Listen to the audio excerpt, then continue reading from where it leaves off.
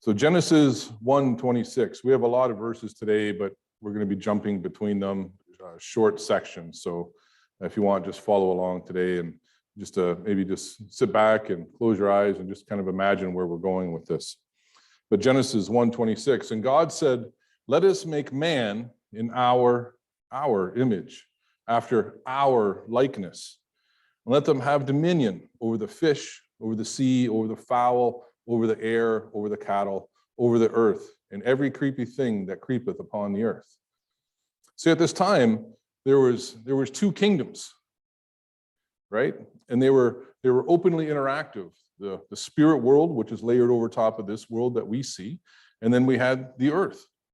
And God, obviously talking to the other gods and such in the spirit world and saying, in our image, in our likeness. And we're going to talk about that today. And you would say, as we get through some of these teachings today in sections, say, yeah, I know.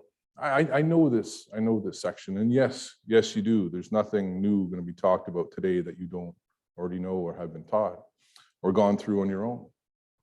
But in Genesis 3:1, now the serpent was the most subtle, right, than any other beast of the field that the Lord had made. And he said unto the woman, "Hey, hath God said, you should not eat of the tree of the garden?" So the serpent here was planting a seed of what God said. He said, that's what God said. And the woman said unto the serpent, "We may eat of the fruit of the trees of the garden.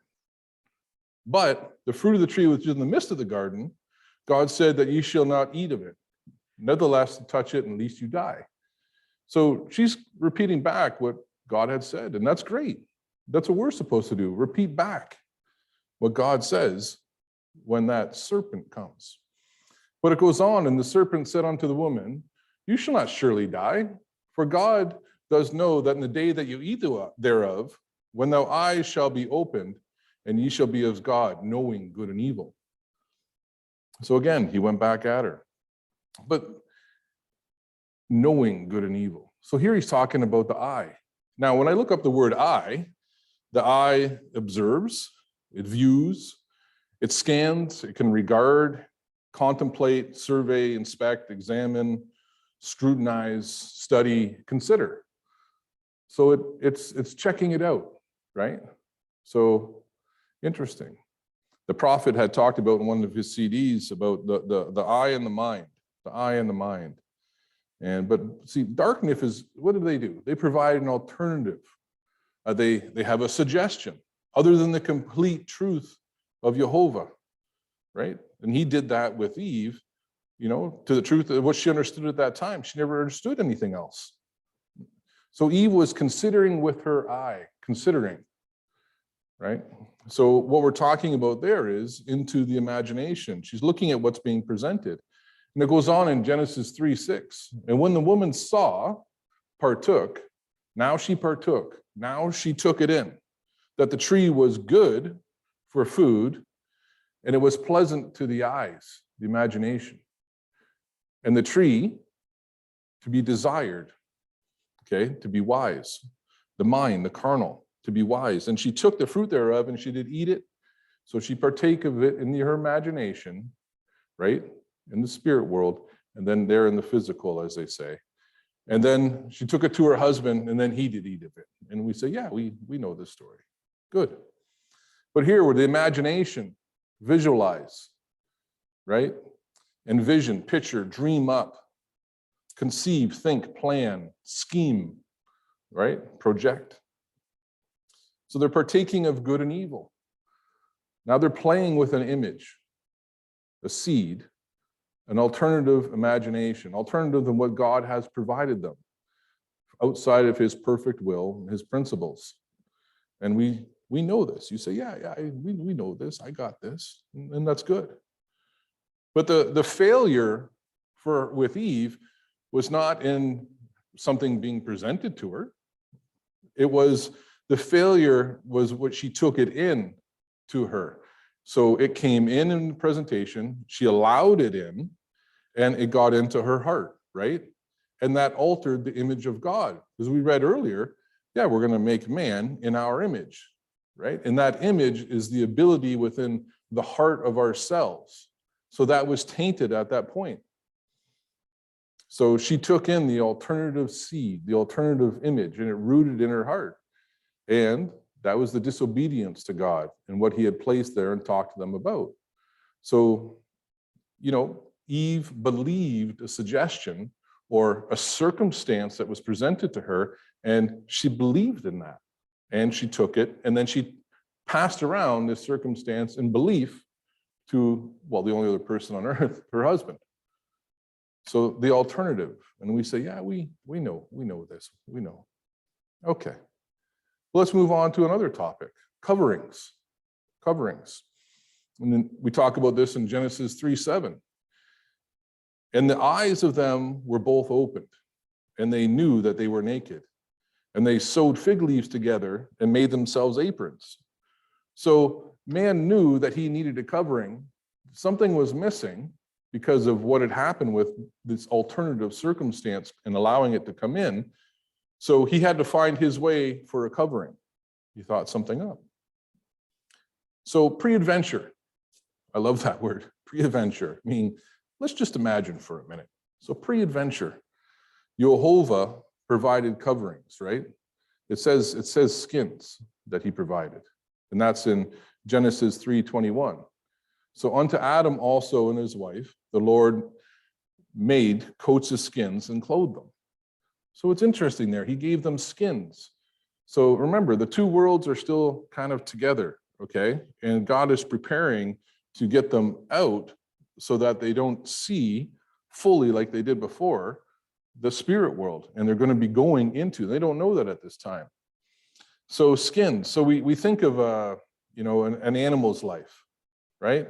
So like here, it doesn't say sacrifice. So pre-adventure, that Jehovah's giving them skins. Remember, prophet talked about these, the five senses that we truly need, who we are in our heart. If we didn't have these five senses in these bodies, we'd be running around and we'd be burning ourselves, and we get into all these troubles that spirit's stuck and regulated in this world. So at this time, he's getting them ready to give them the boot, and he's giving them something so that they can be able to function, right?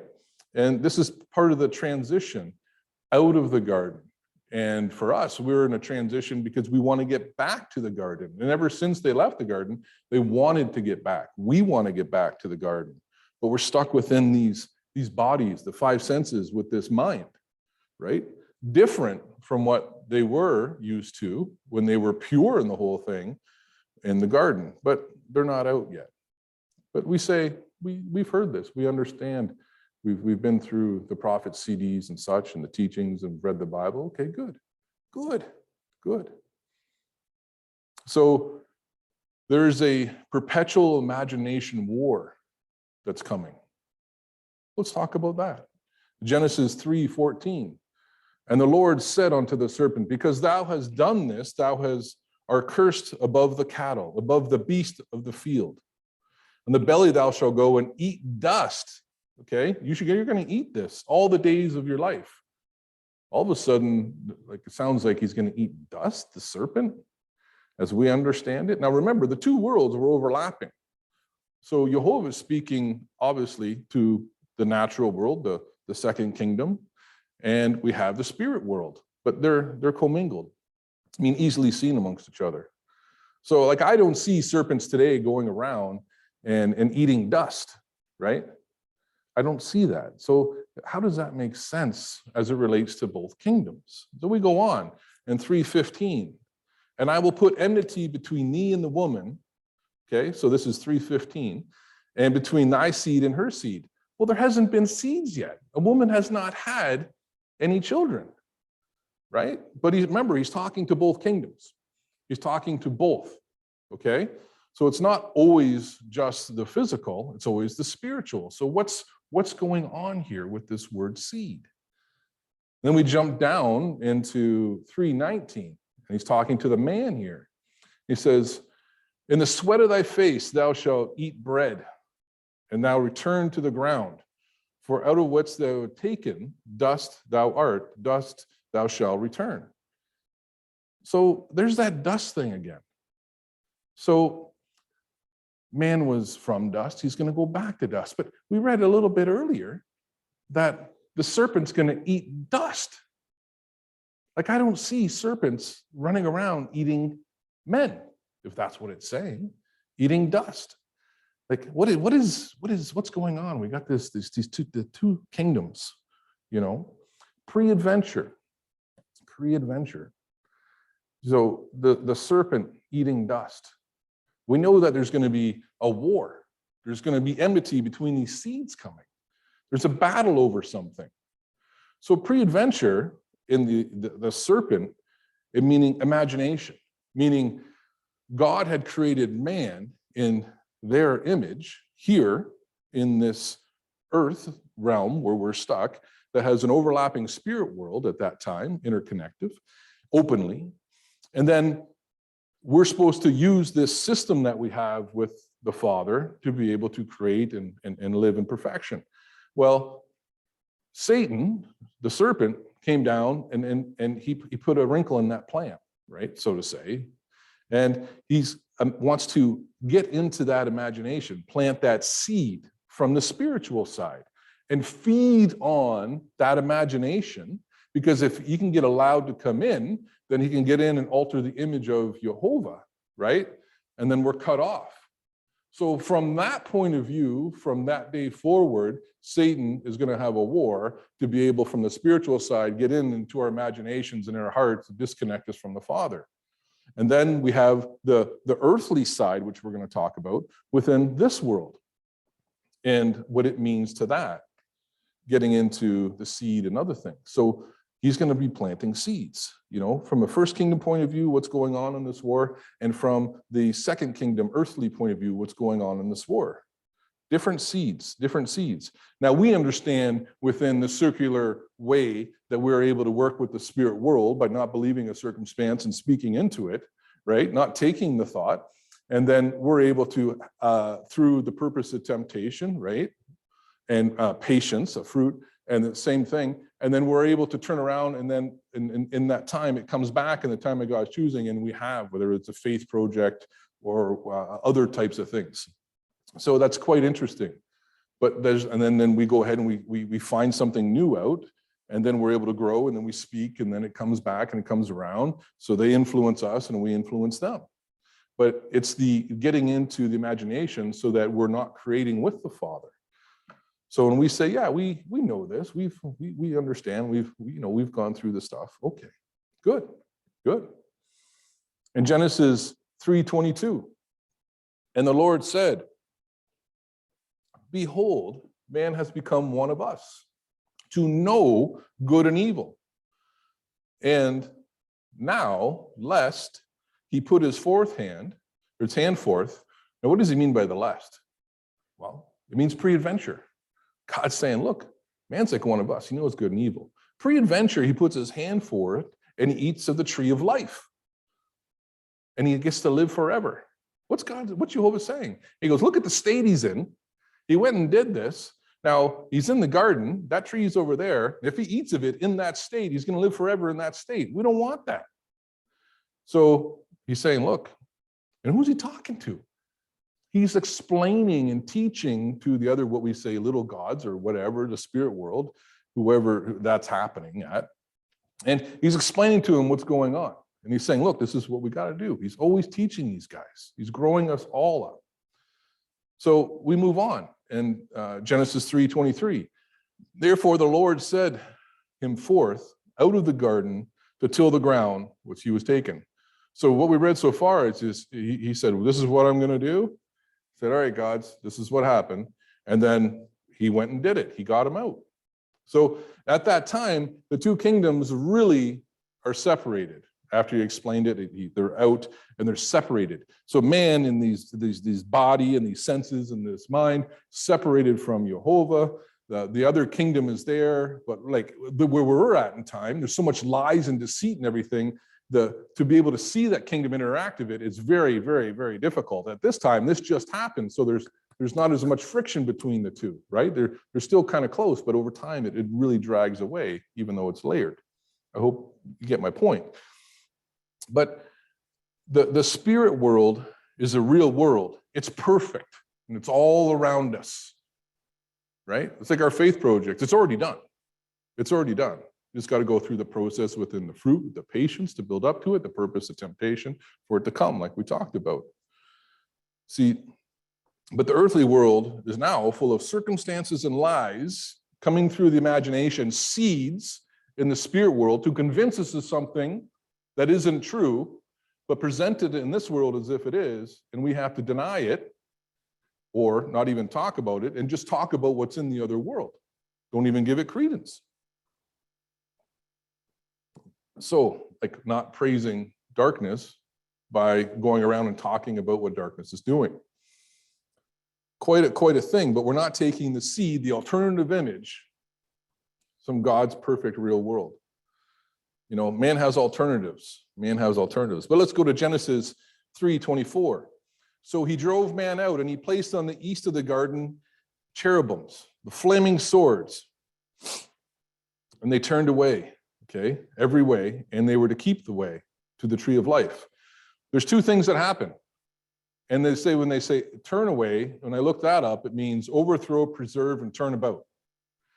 And then to keep the way, when I look that up, and I love eSword, isn't that great? Makes it easy. But preserve, protect, passage. So they were to stop. No, you can't with this flaming sword. But they're also, well, yeah, you can come. Like it's a two-way thing. And it says cherubim, so I imagine two. So there's two actions that are happening here. So in summary, Adam and Eve were removed from the fullness of the two kingdoms, regulated in their understanding in these skins in this mind to seeing this kingdom, only seeing this one, but knowing the other one is there, but not really partaking in it as they used to. Because of the seed alternative, the lie that goes over top. And then we understand the lie over our heart. So because of the connection to the heart, the image of Jehovah cannot be projected. So they have a desire to return to Jehovah. That's all they knew. I mean, to Eden, to eat of the tree of life. They want to go back, but there's cherubims in the way and won't let them pass unless they're worthy. Quick summary, you know, but we say, yeah, I understand. We know that. We know what's going on there. Good. I know. So we go to the next topic, and it's sin and offering. This transition. It looks like there's some sort of plan or something happening. And then Genesis 4:1, and Adam and Eve, now outside the garden, right? But Adam and Eve, his wife, they conceived and bore Cain. And she said, I have gotten a man from the Lord. And she began to bear his brother, Abel, okay, so she had that again. And Abel was a keeper of the sheep, and Cain was a tiller of the ground. So, pre-adventure, okay? Pre-adventure. So this family was so close to, they don't have TV, they don't have magazines, they have no entertainment. When this alternative seed image thing was a big deal to them. They couldn't come, Adam and Eve were from that world. All they talked about was with their kids. And they were still interacting with it quite a bit. And that's what they wanted to get back to. They wanted to get back to the connection of Jehovah. And that's that deep yearning inside of all of us. We want to get back, right? Cain and Abel, they knew about sin. They wanted to please the Lord to get passage. What, past those cherubim to get to the tree of life? Sure. That's all they talked about. That's their desire. So we're going to go on in 4:3. And in the process of time, it came to pass that Cain brought the fruit, okay, of the ground as an offering unto the Lord. Well, now we got offerings. And then Abel, he also brought the firstling of his flock thereof, and the Lord unto Abel and his offering. Two things. The Lord respected Abel and his offering. Interesting. See, Abel, what he did is he provided life. He provided an acceptable surrogate covering, right? And you're like, I think to myself, why? And we understand the life is in the blood, and you look up those verses. We'll go through some of them in a little bit. But why an animal? Just thinking about it. An animal, what? They have blood. They have a body. We have a body. We have blood. But they have no spirit, right? They have no ability within the image. I'm just going to turn off my Wi-Fi here. There we go.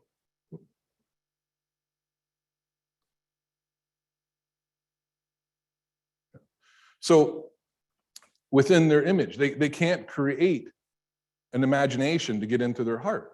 So it's a temporary Band-Aid solution to be able to take an innocent life and have it to cover your sin.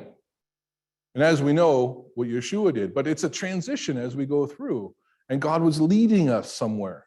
But animals can't imagine, and that's quite a thing, because why would you use an animal, right?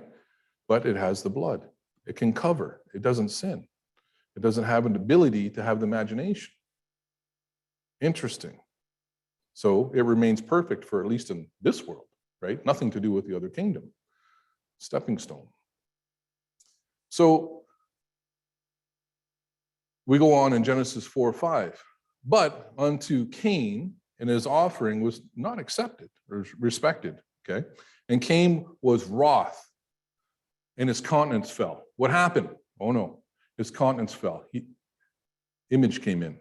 Something was suggested to him. So it goes on. And the Lord said unto Cain, why art thou wrath? And why is their countenance fallen? You know, God's questioning. Remember when he did that with his dad in the garden? Hey, why aren't you, where are you at? Why can't you hear me? God knows what's going on. He's doing the same thing with his son. And all of a sudden, he says, you know, what's going on? So let's go on. In 4:7, and if thou doest well, thou shalt not be, if thou doest well, thou shalt not be, if thou doest well, shall thou not be accepted. So God's saying to him, hey, if you do well, you'll be accepted, right? You know the stories, you know what's happened, you know what's going on, you let it in. But if you don't do well, sin's lying at the door, right? So sin is there. You can't enter. You can't connect to me. Hey, I know that it's desperately what you want in your life, but because that sin's at the doorway, you can't come through the doorway. You let it in. Accepted by who? Jehovah. So it's interesting. And it goes on. And unto thee, his desire. Whose desire? And then it goes, thou shalt rule over him. What he's saying is, you sinned, you can't come through. You fell to his desire, right? Darkness, the serpent, came at you, but you can go over him. You don't have to go through this. You don't have to take that seed. You can defeat him. Come on. Come on. That's what it's about. Okay, so this story is now getting generational. So it's so interesting. You know, he's saying, get past your pain, get past your worry, get past your judgment, your jealousy, your fear, your unforgiveness. Get past it. It doesn't exist. It's a lie, right? You can rule over him. So what do we offer up? What do we offer up? Prayer, fasting, right? Fruit of the Spirit, praises. The fruit of the Spirit, we stay within that boundary, right? So that when we're presented circumstances, that alternative seed from this earthly world, we can say no and stay within the process and the perfection to clean up our hearts and admitting and living in the spirit world that's already layered over top of us. So what do we offer up though? Because we've been in this and we got these things in our heart, so we're in a cleaning process. So essentially, in our heart, what we're offering up is, by going back and reaching over to the Father, we're going with an offering by burning things up in here that we've allowed in, of jealousy, of past pains and sorrow and everything else, and judgment. And we're offering that up to the Father, saying, hey, Father, look, I got it out. See this? That whole imagination thing? So, yeah, I got this out. Take a look. It's not there anymore. And God's like, good job. Let me help you out. But isn't that what we're doing? Or are we running up to the Father and saying, hey, where are you at? What's going on? You know? And he's not answering because we're not getting it out. But guess who's seen you walk up to the Father? And he's going to pretend he's the Father, the serpent, and give you something saying it's from the Father. Rampant in our world. Rampant. So it's the war of earthly and spiritual seeds happening. Both. But we said earlier in Genesis, that's going to happen. There's going to be war, right? Well, we didn't read the part about the bruising of the heel, right? When he's talking to the serpent. and that crushing on the head. So, but we say we know this. We understand this. We've been through this, and we get it. We know. We've read it. We've got the CDs, and it's littered throughout. We get this, and I say, fantastic. I'm just going through this with you. Good. So the next topic I wanted to talk about was imagination, sin, hearts. So that goes on in Genesis 6:1, and it came to pass when man began to multiply in the face of the earth, and the daughters were born unto them.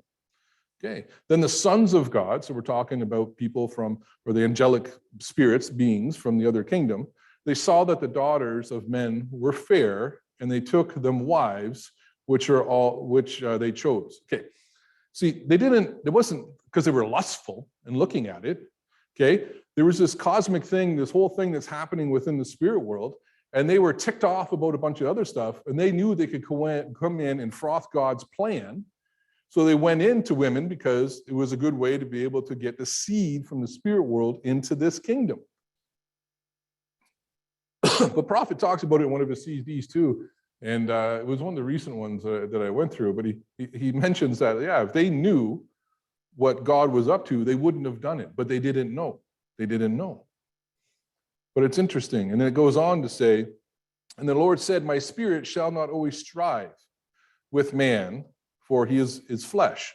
Now, wait a minute. What do you mean strive? I looked that up, and it says, and I administer, plea, or umpire. So he says, look, I'm not always going to umpire with man because he's flesh. So he's got two things. He's spirit first, and he's flesh. So he's saying, look, I can't always umpire with these guys. He's saying he's got a plan to be able to get us through and grow us up by our choice so that he doesn't have to umpire us all this time. But it goes on to say that his days shall be numbered 120 years. And in 6:4, there were giants in the earth in those days. And then after that, when the sons of God came unto the daughters of men, and they bare them children, and the same became mighty men, right, of old, men of renown.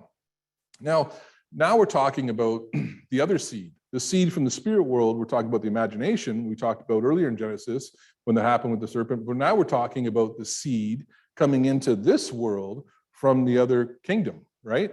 And we know that there was a flood. When the flood happened, those spirits died, right? And plus they died up until that time, but they had nowhere to go. They got nowhere to go. So these, we'll call them familiar spirits, are running around trying to devour us. Well, how does the spirit devour us like this? Like, how does the serpent eat dust? Well, they're trying to devour us because that image that we are supposed to be presenting like unto God, they're going to come in, they're going to try and get that to go on our mind, to chew on our mind, right?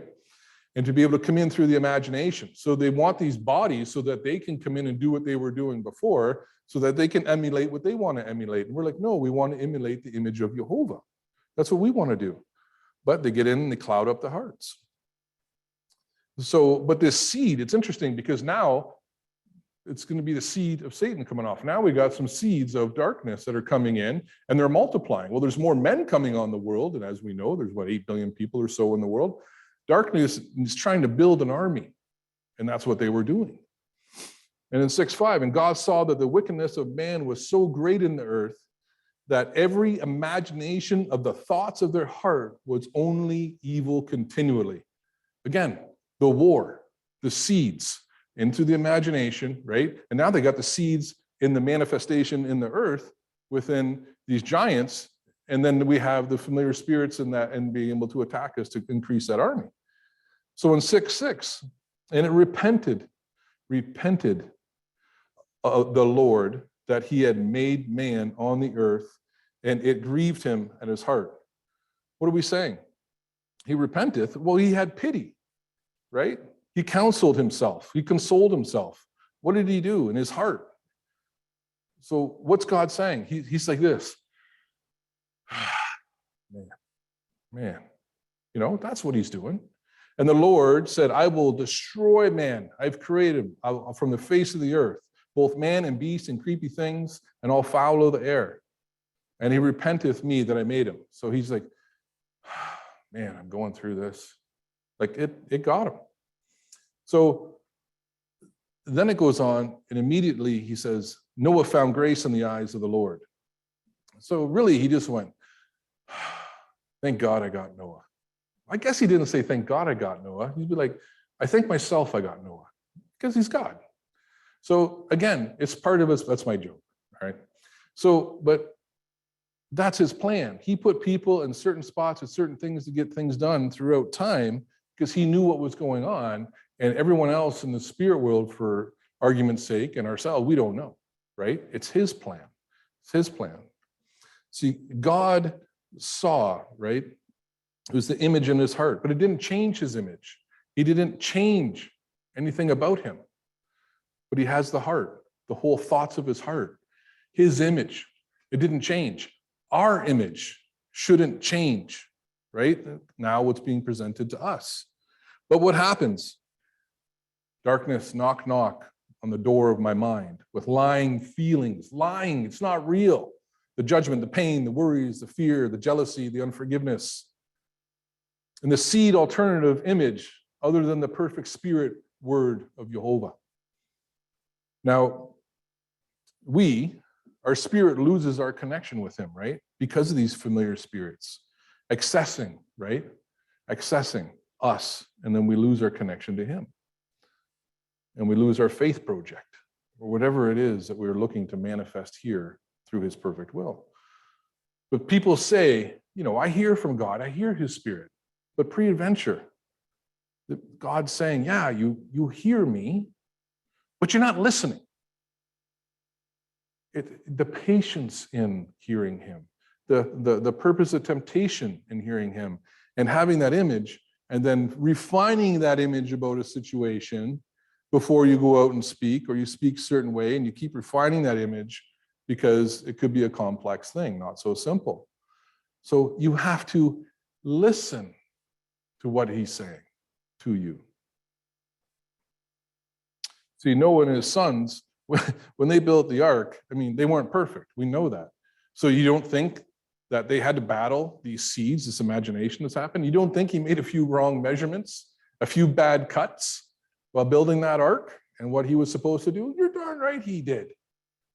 Because he wasn't perfect, because he's trying to find the will of Jehovah in what God said to him. He's like, oh yeah, I measured so many cubits. Oh yeah, you told me this many cubits. Tear that piece out, let's fix it. We got to do it perfect. Yeah, what a great example. What a great example. But let's move on. And we're going to move to a topic called burnt offering of God's heart. A little section here. And Noah built an altar unto the Lord. And he took every clean beast, so that obviously the flood's over, and every clean fowl, and offered a burnt offering on the altar. And I think this is the first time it talks about a burnt offering. So it's transitioning on the altar. And the Lord smelt a sweet savor. And the Lord said in his heart, I will not again curse the ground for any more for man's sake. For the image of man's heart is evil from his youth. He's saying, look, these guys are like, you're born into this, right? Neither will I again smite any more living thing as I have done. Okay. So while the earth remaineth, seed time, harvest time, cold and heat, summer and winter, day and night shall not cease. So Noah did something, and it was the God just absolutely loved with what he did. And he transitioned his heart, Noah, into a position with the Father, and the God was very excited about this. What man's heart is happening in this world to get back to him. His plan is moving along just fine. God made a covenant with Noah, right? Because the burnt offering, a sin covering, right? A covering of that boy, to give him what he needs to be able to move forward. And we say, yeah, we know this. We understand. Good. I'm glad we could go through that. Let's go to the next topic. Love and offering. See, we're going to jump over to Abraham. Abraham was all in. Tower of Babel was a past. We're not going to go into that too much, but that was with the gods and the nations. He got fed up. They weren't listening. Scattered them. He says, fine, do your thing. I'm going to pick this guy out of nowhere, and we're going to bring him forward just to show you guys what. And we've been through that, and that's just a quick snapshot. But he did a few mistakes, right? Well, and the big one is, I'm not picking on women, but the lady came and she participated and suggested something was suggested to her, the whole process with the image and the heart. And she had something that was bugging her. She turned around to the man, suggested it in her way by repeating the seed coming in from darkness. And he almost screwed everything up, right? Because of that process. But there's that enmity that's set between the serpent and the woman, because that image was suggested. And then she went around to the man who she loves, and like Prophet Aaron preached yesterday, or about how the woman is connected, and she is to love his man, and the man is to love the woman, and she is under him, but they're working together. It's fantastic teaching. So, but it's the same thing that happened to Adam and Eve.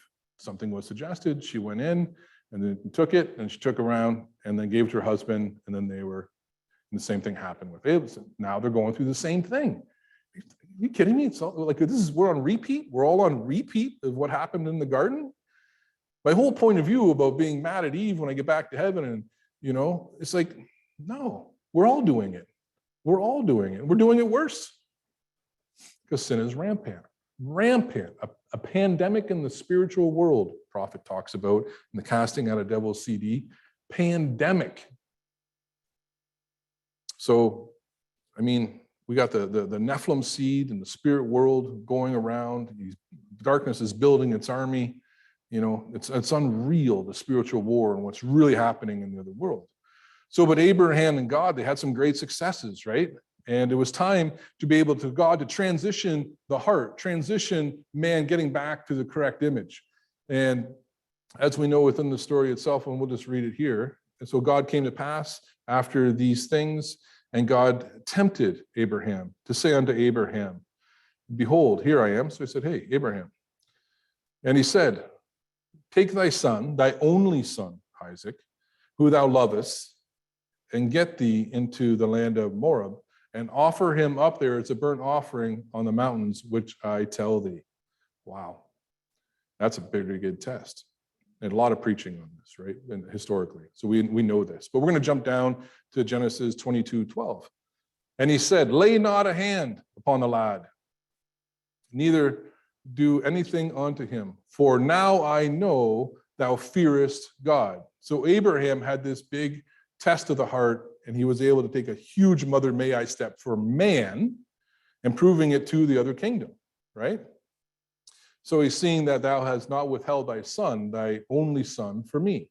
And the angel of the Lord called unto Abraham out of heaven the second time and said, by myself I swear, saith the Lord, for because thou hast done this thing, thou hast not withheld thy son, thy only son, that in blessing I will bless thee, and I will multiply thy seed as the stars in heaven, and as the sand which is upon the shore, and thy seed shall possess the gates of the enemies. God's building an army. God's spreading seed. God's building up his now, right? We talked earlier about what Satan, the serpent, and some of the things that he's done to cause all these issues with this imagination and disconnecting from our image, what we're supposed to do with Jehovah. Now, God has his plan. This is a really huge indicator of what he's up to. And his seed is now going to grow. Quite amazing. And thy seed shall all nations of the earth be blessed, because thou hast obeyed my voice. Yep, just declaring war on the other nations that he spread around. He's like, we're going to come get you. I got a plan. God's image in his heart, the level, the transition that's happening, quite amazing.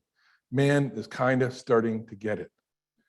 Just needed the one to be able to have what he needed to be able to move forward in the other kingdom. So we're going to talk a little bit here before we get into the last section. The eyes, okay? 478 times found, 501 matches in the version that I looked up, right? For the eyes in 1 Peter 3:2. So, because we talked about eyes through this process. But the eyes of the Lord are righteous, and the ears are open unto thy prayers. But the face of the Lord is against them that do evil. So his eyes, him to be able to hear us. If we're doing evil, we know that he can't come in, right? Or be able to hear us if we're doing evil. And it goes on in 1 John 2:16. For all that is in the world, the lust of the flesh, the lust of the eyes, the pride of life, is not of the Father, but of the world. The Father's in the other kingdom. The lies and things that are being presented, the lust, right? The judgment, the sorrow, the past pain, and all that isn't real. That's from darkness. We are in perfection with the Father. And when we realize that in our heart, the manifestation comes. Imagination, quickly. 14 verses found and 14 matches. Okay. But he hearkened not, nor inclined his ear, but he walked in the counsel and in the imagination of their evil heart and went backward and not forward. God's trying to transition us with the heart and grow us to get us back, but they're going backward with darkness. We see how it ties in. And then it goes on in Jeremiah 9:14. But we walk off after the imagination of our own heart, after Balaam, which the fathers have taught them. Oh, yeah, the generational stuff that's happening, the generational sins, the familiar spirits, right? Being able to teach and getting us to speak, right? The seeds of darkness in our imagination and go forward, getting away from Jehovah. But we get this. I'm just going to plow through a couple of these. Image, 83 verses, 101 matches within the Bible itself. Thou shalt not make any graven image. This is in Exodus 20, verse 4. Any graven image or likeness or anything that is in the heaven above or in the earth beneath or that is in the water under the earth. So we're not going to make any images. No, we're talking physical, but we're also within, remember, there's two worlds. And the connection is through here, right, into here. Because it used to just be, before we fell, just our heart, us. But then we got this skin and this mind, right? And now we have to go through it to defeat it. Interesting. And Deuteronomy, take heed of yourselves, lest not forget the covenant of the Lord God, which he has made with thee, to make you any graven image or likeness. The Lord thy God hath forbidden thee. We're not supposed to make any image. We're not supposed to take that image. It's the war, right? Hebrews 1:3. And who bring the brightness of his glory and express the image of his person in upholding all things by the word of his power. And prophet goes off on that. I talk about it in the word of his, about the word, the series that I did, the word of Jehovah, the word of his power and the word, and that's Yeshua. So when he had himself purged our sins, sat down at the right hand of God, majesty on high, just amazing. Right image. He produced the right image. We're to emulate that image. Revelations. And he smoked of their torment, ascendeth up forever and ever. And they that have no rest day or night, or worship the beast and his image. Most serpent, what? Was what? Most subtile beast in the field, right? And his image. And whosoever receiveth the mark of his name. He's trying to mark us. He's trying to get into that image to us to be able to have that in our heart. And then that's in that world connecting through us into this world to change it.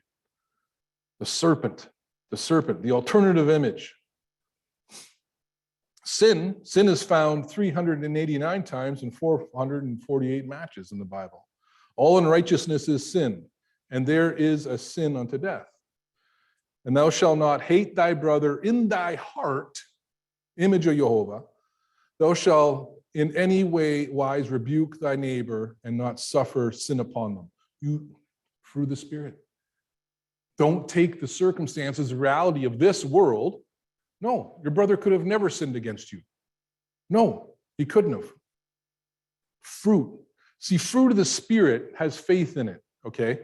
Faith within the fruit of the Spirit is loyalty to God, Jehovah. But faith itself, right?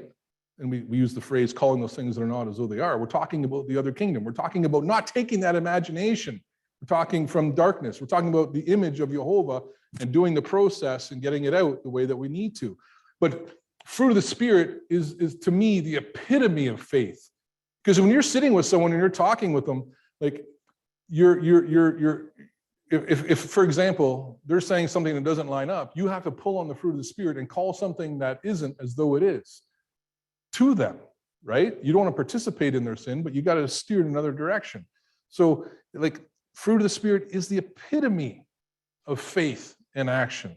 right? And what are we doing when we do that? We're calling in his kingdom. We're calling on his image. We're calling on him, his kingdom come. But now, because that perfect world is all around us. It's already done. You want something from the Father? It's done. Doesn't have to create it. He doesn't have to create it. It's already done. And that's explained very well in this series, How to Have Faith Without Struggling. It's already done. It's just going through the process, right? Purpose and temptation, that patience fruit. Offering, it's in there 504 times it's found, 724 matches. Leviticus, let's just read a couple. And he shall bring the trespass offering unto the Lord, the lamb without blemish, out of the flock with thy estimation for the trespasses. So no blemish, out of this world, out of the group, the people, man, we talk about Jehovah, but no blemish in his body, no blemish in his blood, right? And he had no blemish in his imagination or his connection with the Father, okay?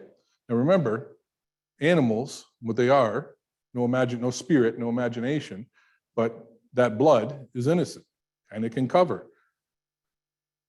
Ephesians 5:2, and the walk in love, fruit of the Spirit, as Christ also loved, fruit of the Spirit, us.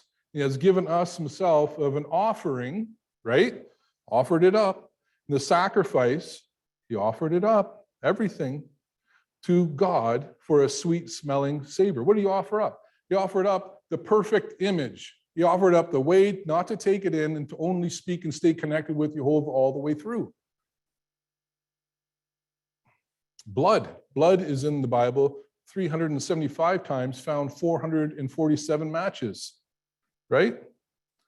For the life of the flesh is in the blood, and I have given it unto you on the altar, for it is the blood that maketh an atonement for the soul.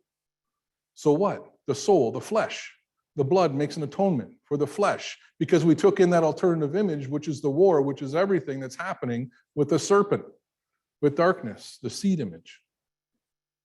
And in Matthew 6:17, and he answered and he said unto them, Blessed art thou, Simon, for flesh and blood has not revealed it unto you, but thy Father which is in heaven. So it wasn't carnal, it was spirit that was revealed to him. Spirit, the real world, the real world.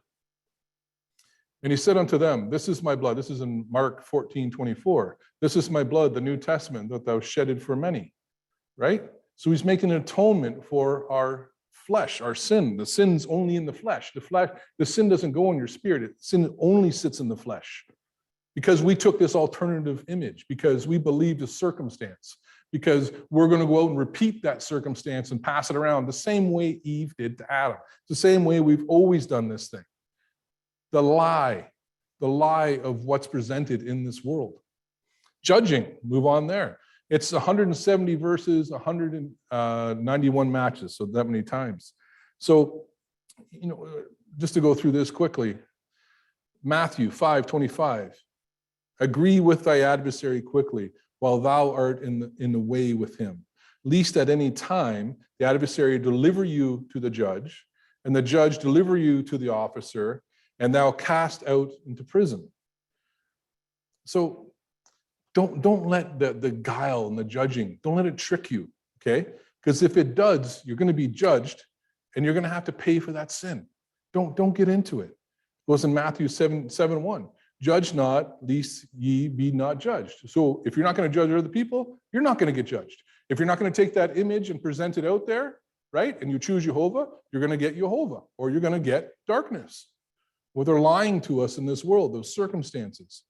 In Matthew 7:2, and for with that judgment ye be judged, for ye shall be judged. And what measure you judge, it shall be measured unto you.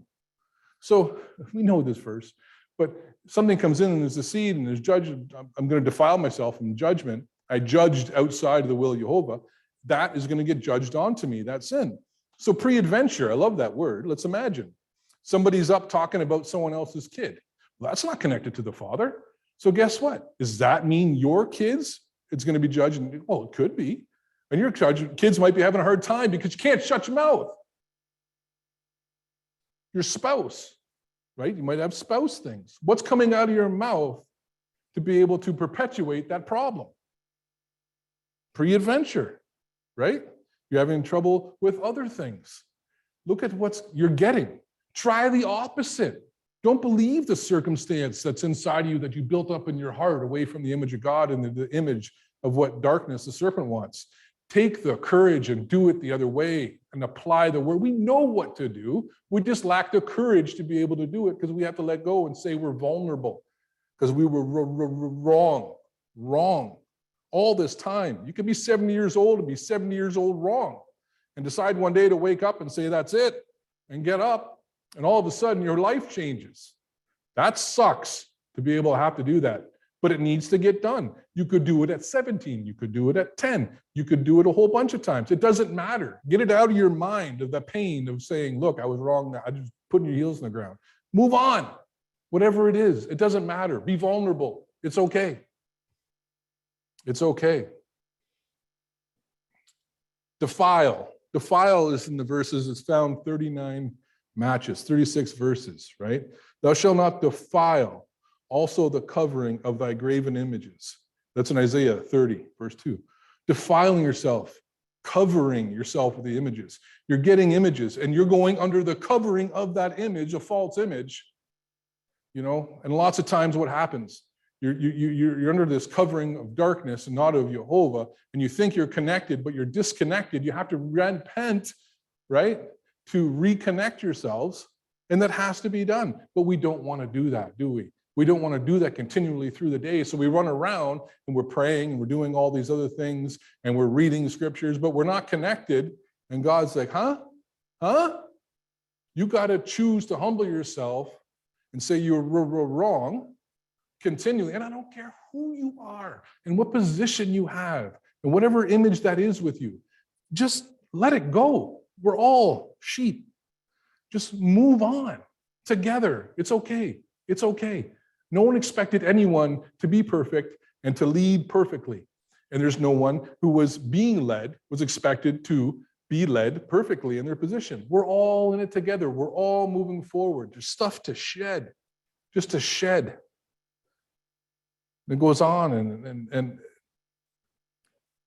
in Mark 7:23, and these evil things come from within and defile a man from within. From within defiles you. You can go through the war. You're allowed. We're supposed to be in the war and this being presented to us. We're supposed to not let it in. But when we let it in and it comes out, we defiled. It's okay to be in the war. It's okay. Next topic we're going to go over today. Fruit moves mountains. Interesting one. Fruit moves mountains? That's not, I know the story, Matt. Like, no, fruit moves mountains, just pre-adventure. Go with me. In Matthew 21:18, in the morning he returned unto the city and he hungered, talking about Yeshua. And he saw the fig tree in the way, and it came to it, and he found nothing thereon but leaves. And he said unto it, let no fruit grow unto thee henceforth and forever. And presently, right in front of him, fig tree withered up. Now, disciples were with Yeshua. And the disciples saw it and they marveled as soon as the fig tree withered away. We're going to finish that, okay? But we're going to talk specifically about the fruit for a minute, of course. So the fruit of the Spirit. No fruit, you're cut off from Yeshua. Cut off, right? You can't connect to the Father. You can't run the system. You're burnt up, withered away, same thing. And he's saying, look, no fruit, you're cut off. And we understand going through Galatians what the fruit of the Spirit is. So we want to pull in his kingdom. And let's go on. So why did he talk about fruit before he talks about this other verse in Matthew 21 and 21:22, which we love to talk about and grab onto that, right?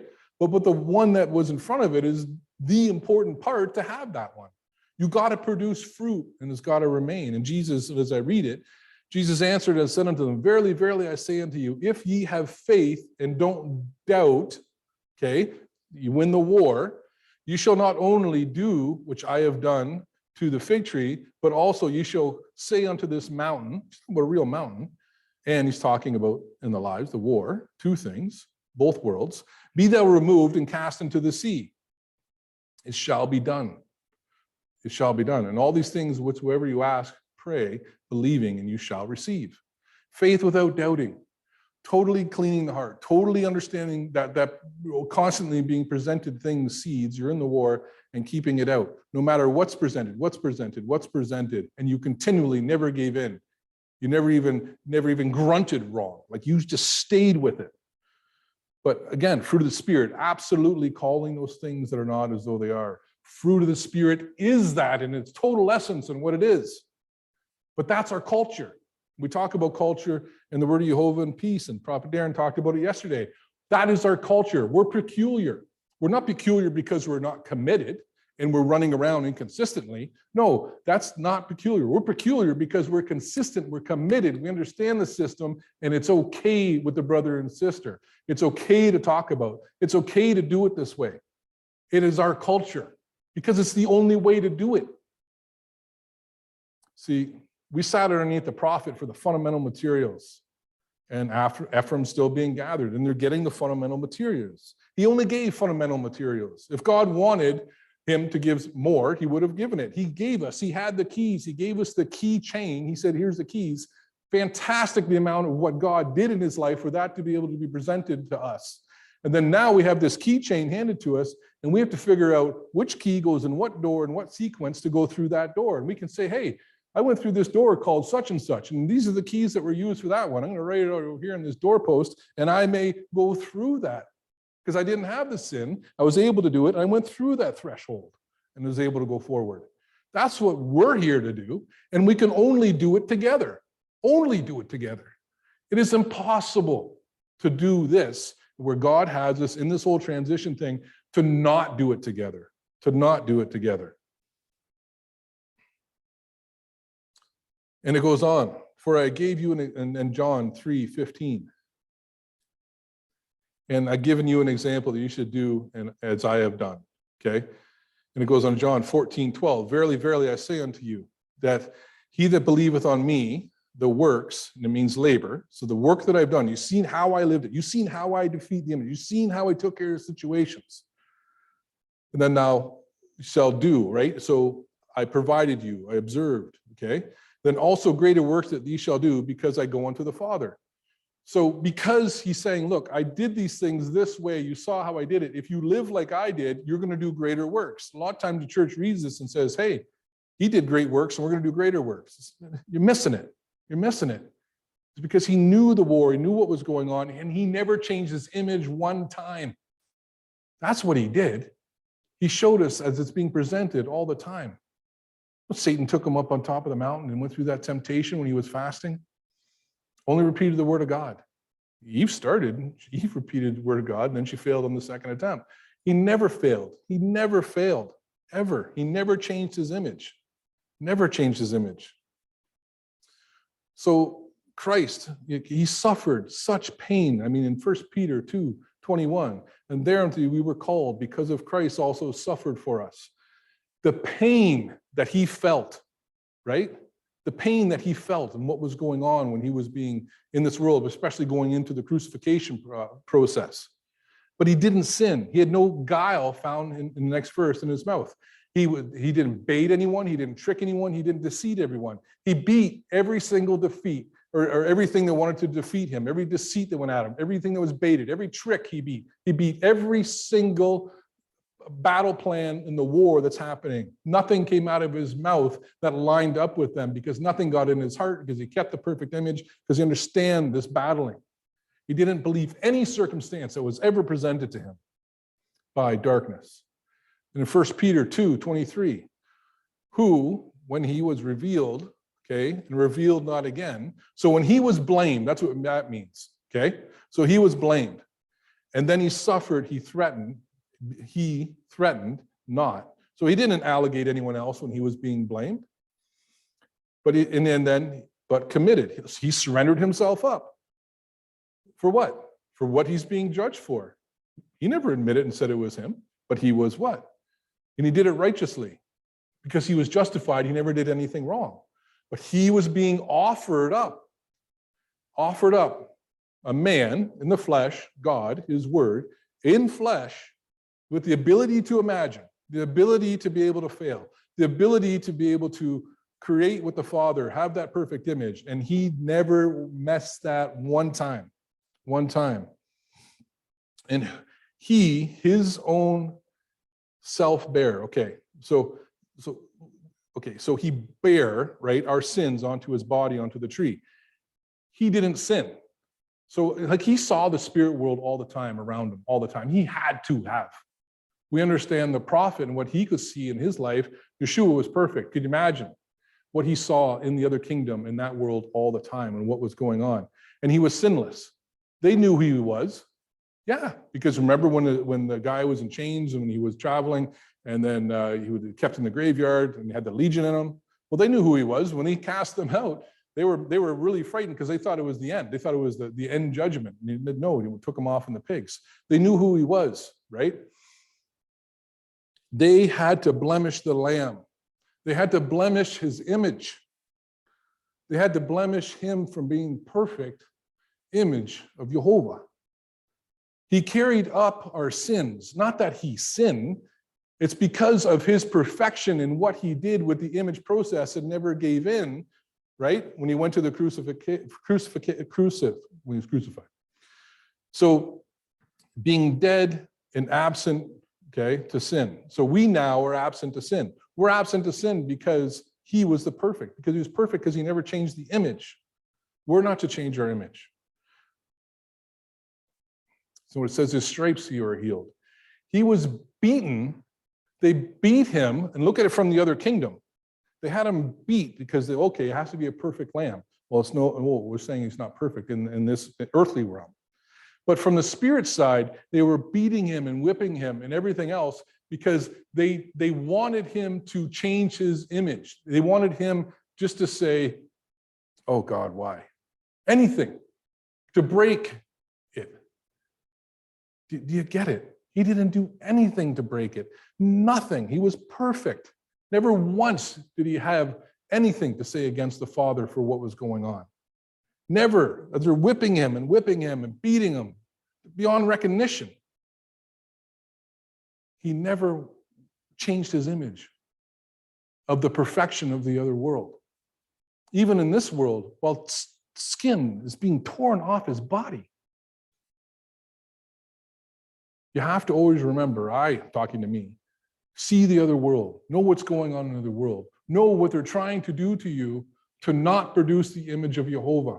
God is going to come. He's never going to leave you alone. Never leave you alone. Never leave you alone.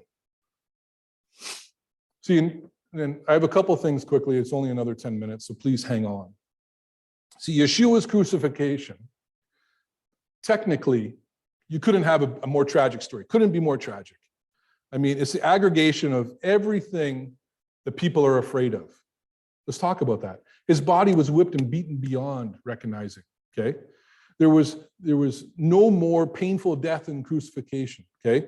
Because the Romans, they invented it for that reason. It was against people to punish that were political rebels. So a slow, agonizing death, essentially being, you can't breathe, okay? Because your arms are up in the air. You're also dehydrated. You got nails through here, through the nervous system, right? Continually in pain. And it's so much an important part of the story. He had to push up on his feet to be able to breathe. And when he let down on his feet, the pain that would come in, choking, it's just so bad. And he was beaten beyond recognition pretty much when he was up there. Darkness was doing it to get him to admit to the situation, saying, we got control over you. And he never, ever did. He never did. His best friends left him apart or sold him up. His one best friend there, within Judas. He was a victim of both kingdoms. He was innocent. They took up a liar and a cheat and a thief and a murderer instead of him to be able to be set free. He knew what he was entering into. Totally selfless. Totally. And when he was up there, what did he do at the end? He forgave. At the very end, after all that, forgive them, Father. He asked us to be forgiven. So amazing. Such an incredible, you couldn't have a more interesting story and more perfect way for God to be able to come down, because he beat every single thing that was ever suggested to him that's suggested to us. those sins. He took on something that no man could ever and has taken on before within that physical and what happened to him.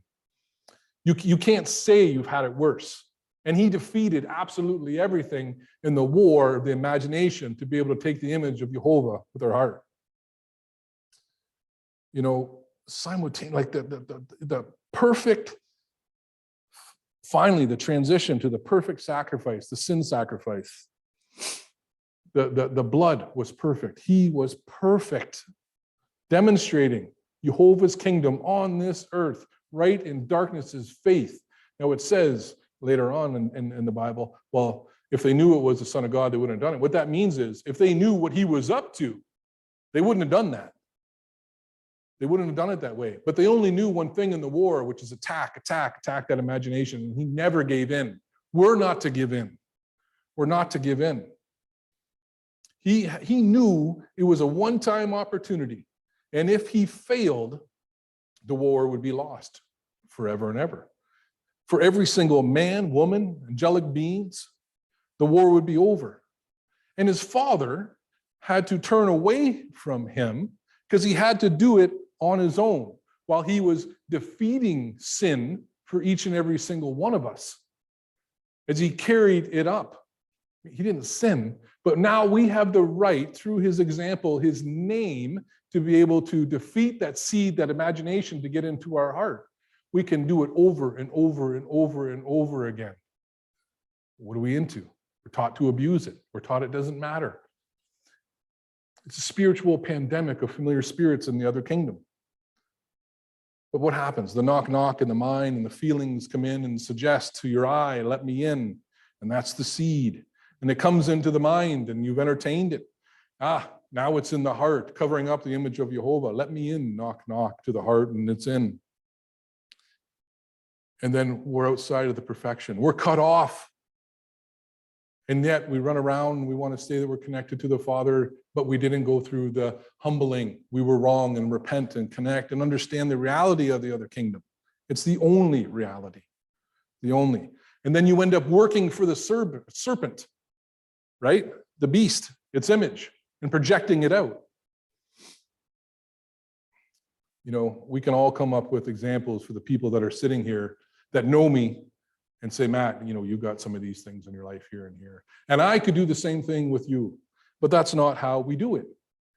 We go up to other people and we say, hey, I apologize. Forgive me for this, just like the example. And then, you know what? It breaks something in the spirit, and they turn around and say, well, you know what? I got to apologize for this. And, you know, I know it's wrong, and I'm going to get over it with your help. You know what?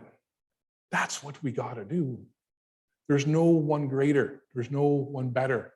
We're all going through it. We're all going through it. We're all in this war together. Don't let darkness lie to you about it. And I'll end with a couple comments. Fundamentals. There's a saying, there's a man who knew 1,000 jiu-jitsu moves, and he was the most dangerous man, right? And he would win all the time. Then there's this other guy. He knew the fundamental, basic jiu-jitsu moves, and he practiced them 1,000 times, different than the other guy. But he was the absolute most dangerous man, and he was the greatest winner, and he would never lose. What I'm saying is, it's the fundamentals, the simplicity of the fundamentals, and staying focused in on the war and not getting caught up with everything else that's presented. It's not taking the Bible and get caught up in everything else. It is simple. It's simple. Narrow is the way. It's hard to find, right? Well, it's narrow. It's fundamentals. Stick to the fundamentals, right? It's hard to find if you get caught up in 1,000 different ways to try and do things. It's narrow. It's fundamental. But Jehovah's saying, listen, hear me, be patient. It's a journey. You know, the single reason for suffering is because people are believing and having faith in something in the mind that's not true. That's why you suffer. I suffer. Shouldn't say you. Talking to me. This is me talking to me, and you get to listen, I guess. The next teaching I'm going to do bless God, is I'm going to do a recap on fruit of the Spirit, casting out of devils, how to have faith without struggling, and talk about Yeshua's commandments. We'll do it sooner than later, and it's going to be the PowerPoint in the back, and using some images. It's not going to be, I'm going to try my best to tie in what we talked about today and tie in some of the simplicity, right? And some of the fundamentals, and be able to maybe have some handouts about it. But the war is for the heart. The heart, the key to it, to get to it, is these imaginations. And to get that is through the mind, right? Imaginations, these images is what's being fought about. The image of the beast that's to come that we don't want, right? It's the idols, the images that are put up that we're not supposed to have. It's just the image, the world, the spiritual world, the real world, the perfect world that's around us that we can't see, that's been separated, that we have to believe in that. Believe in that. That's the war. That's the job. Yeshua was perfect, the perfect lamb, the perfect blood, the perfect everything, and he carried that image up. And now, because of what he defeated and what happened, we are able to go through and do that perfection just like him. But in ending, I'll say this, Ephraim, let's just back up. It's okay. Back up. Let's just back up. I know we're getting close to the beginning, but let's just back up a little. Okay? Good. We all backed up. Look around.